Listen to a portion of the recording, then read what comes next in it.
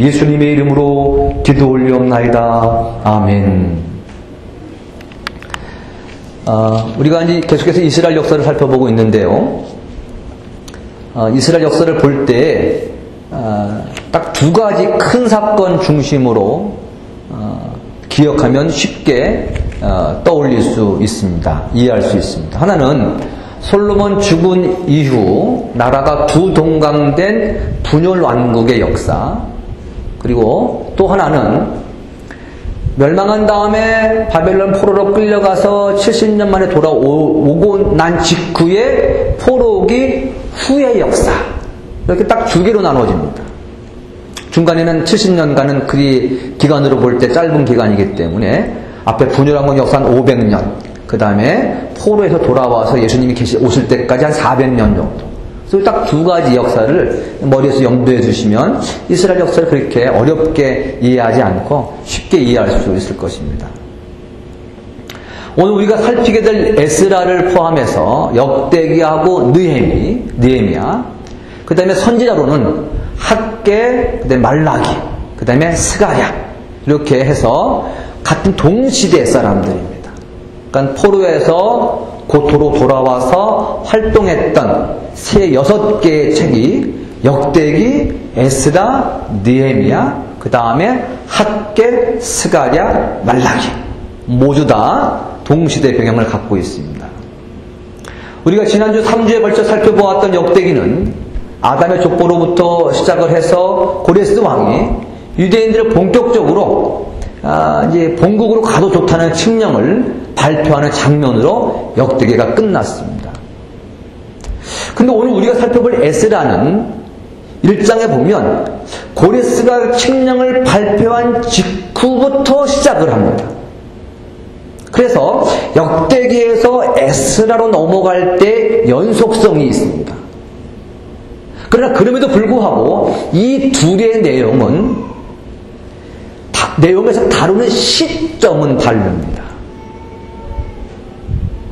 역대기를 읽는 독자와 에스라를 읽는 독자는 거의 동시대 사람들에도 불구하고 역대기를 읽을 때의 느낌은 먼 과거로 거슬러 올라간다는 느낌을 받고, 에스라서를 읽을 때 독자는 마치 오늘 하루 일어난 일을 저녁 마감 뉴스를 보는 느낌을 받는 것이 에스라서입니다. 그러나 그럼에도 불구하고 또 에스라를 또 반으로 나눌 수 있는데, 7장에서 바라보면 1장은 80년 전 이야기이고 7장 직전인 6장은 50년 전 이야기입니다. 그래서 6장과 7장은 50년이란 공백이 있는데 성경에는 그 공백에 대해서 기록되어 있지는 않습니다.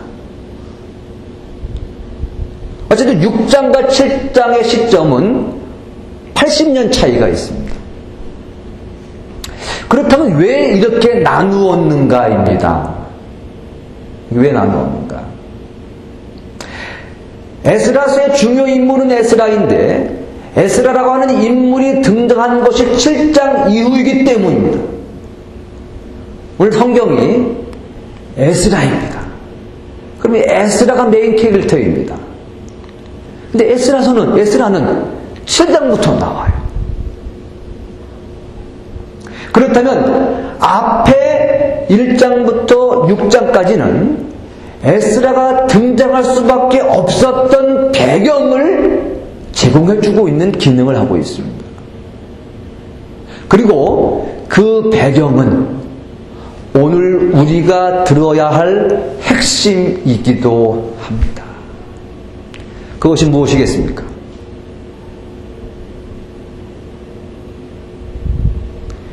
우리가 역대기를 통해서 잠깐 살펴본 이야기로는 이스라엘 민족이 바벨론 포로로 끌려갔다가 본토로 돌아오게 된 것은 새로 등장한 페르시아 왕 고레스가 성전을 짓고 하나님을 섬기도록 허락을 했기 때문이라고 배웠습니다.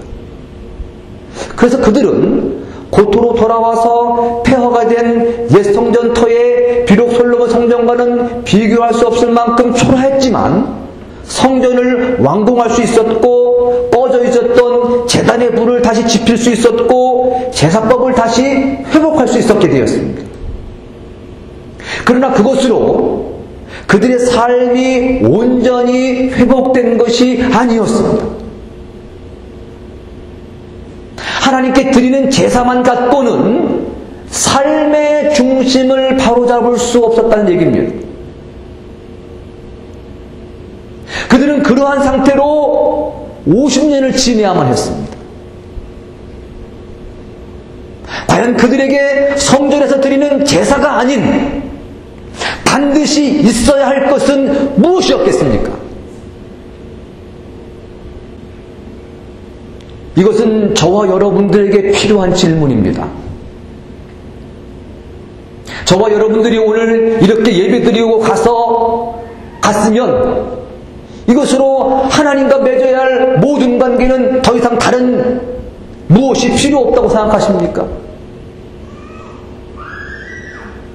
여러분들의 신앙생활은 주일에 딱 한 번 와서 1시간 드리는 예배로 끝이 납니까?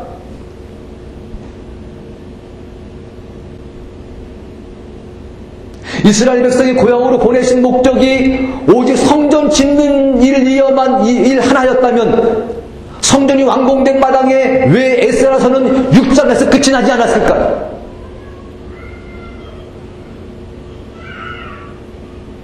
이것은 굉장히 중요한 질문입니다.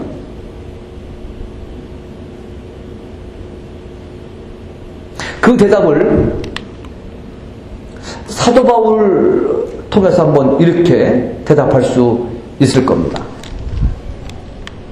사도행전 17장 22절 23절에 바울이 아레오바고 법정 가운데 서서 이렇게 말하였다.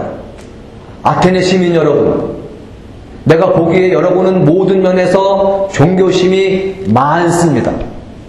내가 다니면서 여러분이 예배하는 대상들을 살펴보는 가운데 알지 못하는 신에게 라고 새긴 제단도 보았습니다. 그러므로 나는 여러분들이 알지 못하고 예배하는 그 대상을 여러분에게 알려드리겠습니다.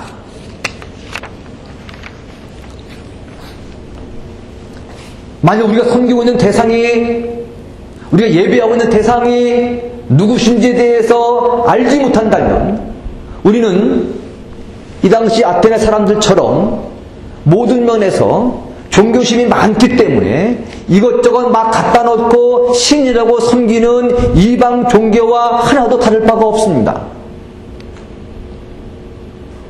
로마서에서는 이렇게 말하기도 합니다. 10장 14절에 그런데 사람들은 자기들이 믿은 적이 없는 분을 어떻게 부를 수 있겠습니까? 또 들은 적이 없는 분을 어떻게 믿겠습니까? 또 선포하는 사람이 없으면 어떻게 들을 수 있겠습니까? 지금 사도 바울의 마음과 이신점심으로 통한 사람이 바로 에스라였습니다.